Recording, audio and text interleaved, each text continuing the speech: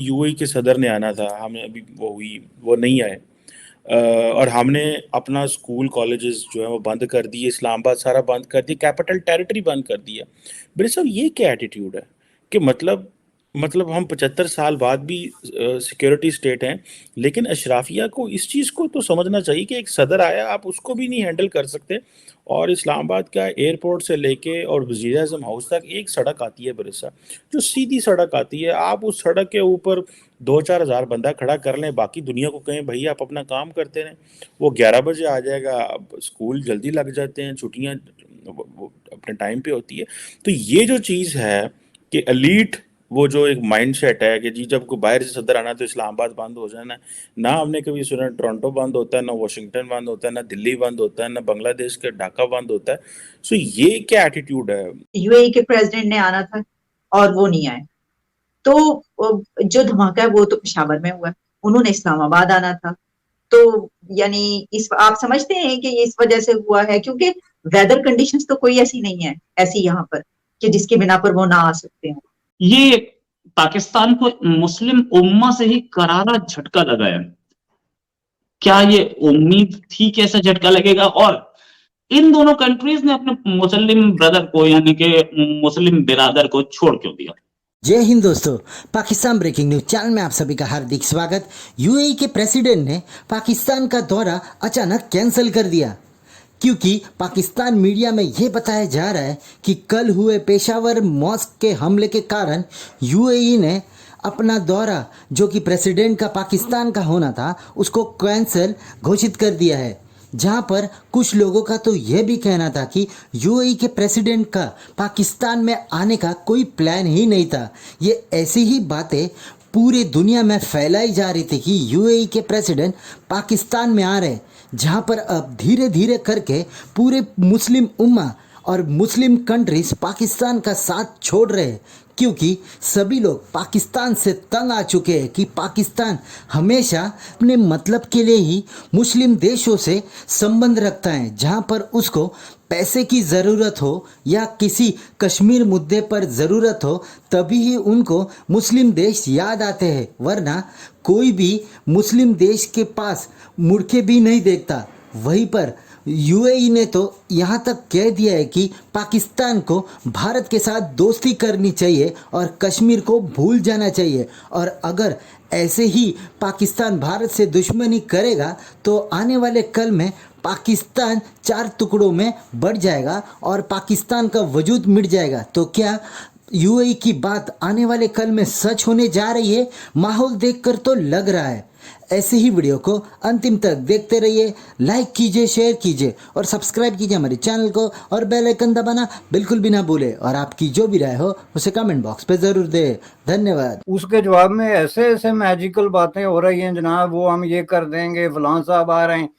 इसी तनाजर में आ रहे थे यूएई से, जो आपने बात की, वो क्यों आ रहे हैं? पहला सवाल ये है, why somebody would visit Pakistan.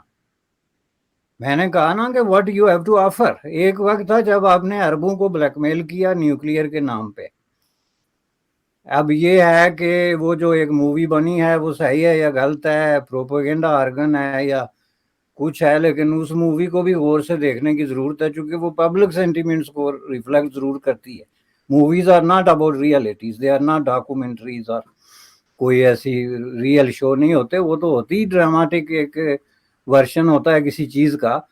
तो उसमें क्या ये बात सच नहीं है कि जो है लेबिया ने पैसे दिए, कर्नल गद्दाफी ने पैसे दिए, उस वक्त अरबों ने कंट्रीब्यूट किया, एक डिफरेंट टाइम्स थे वो उसके अंदर जो है। लेकिन आप अगर आज तो रखते हैं कि आज आप न्यूक्लियर का झांसा देके तो अरबों को या किसी और मुल्क को जो है वो डराएंगे या उनकी किसी तरह की जो है वो मदद लेंगे। अब क्यों आ रहा था यूएई का? क्या पाकिस्तान में कोई इन्वेस्टमेंट के लिए कोई माहौल मैसर है? आज आपका पेशावर का जो काम हुआ है, इस तरह के माहौल के अंदर क्या कोई सरमायाकार का कोई मजहब नहीं होता कि ये अरबी है या इस्लामी है और ये दूसरा है। सरमायाकार, इन्वेस्टर इज इन्वेस्टर, उसका अव्वल और आखिर जो है वो कंसर्न होता है उसके पैसे। अब पाकिस्तान में माहौल इतना बड़ा आपने हॉस्टाइल बना दिया है कि नोबडी कैन इन्वेस्ट। यहाँ पे जिन लोगों ने पैसे, वो आपने इंटरेस्ट रेट ऑफर किया था बहुत बड़ा, बाहर से लोगों ने पैसे ट्रांसफर किए थे, वो लोग वापस भाग रहे हैं आजकल, किसी न किसी तरीके से रीट्रांसफर कर रहे हैं दूसरे मुल्कों में। हर आदमी ये सोच रहा है कि मैं किसी तरीके से पाकिस्तान से निकल जाऊं, और पाकिस्तान को जो है वो समझते हैं कि ये एक डूबती हुई कश्ती है, जितने जल्दी छलांग लगा सकते हो लगाओ। सबसे पहले बात समझिए पाकिस्तान की परिस्थिति क्या है। पाकिस्तान को कम से कम 100 से 150 बिलियन डॉलर चाहिए खड़ा होने के लिए। 100 से 150 बिलियन डॉलर लगाने की हिम्मत और औकात अभी दुनिया में किसी की नहीं है, कोई लगाएगा नहीं इन पे। और उसके बाद क्या होगा, फिर वही कहानी रिपीट होगी कुछ टाइम बाद। आपने आज एक बड़ी इंपॉर्टेंट खबर नहीं सुनी। आज IMF ने इनको कहा है कि तुम्हें पहले 600 बिलियन डॉलर का एक मिनी बजट लाना पड़ेगा, टैक्स लगाने पड़ेंगे अपने लोगों के सब पे। अगर वो टैक्स लगता तो पेट्रोल करीब 300 रुपए से पर लीटर जाएगा, आटा करीब 4-4.5 हजार जाएगा, बिजली का यूनिट 32 रुपए चल रहा है वो शायद 40-42 जाएगा। तो ये जो चीनी शायद 100 रुपए किलो छू जाए, आज जो चावल है 370 रुपए वो 500 रुपए पार कर जाएगा। और ये तब परिस्थिति है कि जब बैंक कोई LC नहीं खोल रहे, बैंक में कोई LC नहीं खोल रही, कोई LC ऑनर नहीं हो रही। आज मैं एक शो में था कि वहां एक बंदे ने बोला कि मेरा पाकिस्तान का कार्ड जो था US में चला नहीं, US बैंक डिक्लाइंड और द POS डिक्लाइंड ऑन रहा है पाकिस्तानी क्रेडिट कार्ड। ये नई खबर है, पाकिस्तानी क्रेडिट कार्ड दुनिया भर में चलने बंद हो गए, दुनिया का कोई बैंक उनको ले नहीं रहे।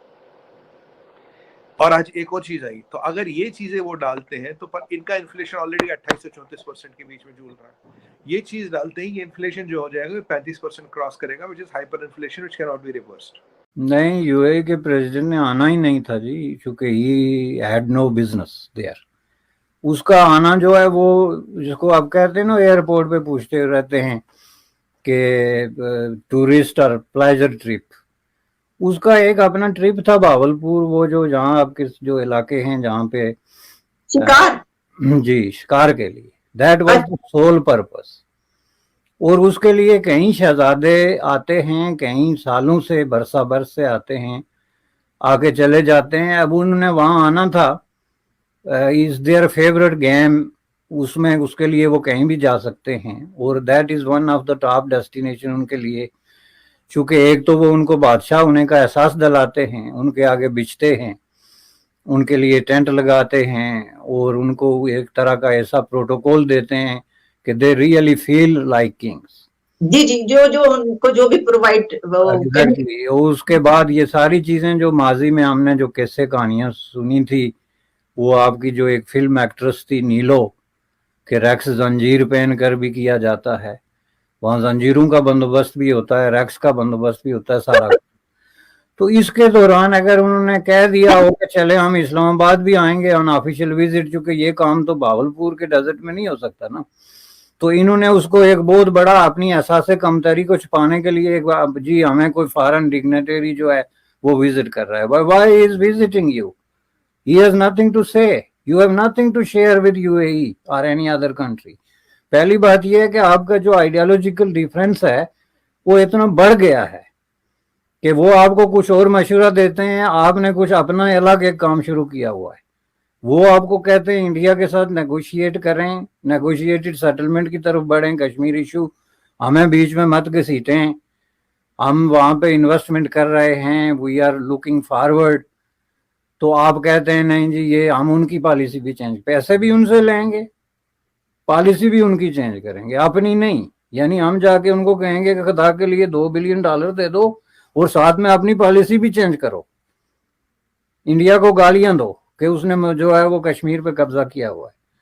तो ये जो चीज है, मुझे ये समझ में नहीं आती कि इस्लामाबाद में आके उसने बात क्या करनी थी, कि मैंने $2 बिलियन देना है या नहीं देना, या मैंने अपनी पॉलिसी चेंज करनी है या नहीं करनी। इसके अलावा अगर कोई नेगोशिएटिंग आपके जहन में एजेंडा है तो आप मुझे बता दें, जिसमें उसने शहबाज शरीफ साहब से बात करनी थी, तो वो तो जाके भावलपुर के डेजर्ट में उनसे मिल के आ गए मेरी इतला के मुताबिक।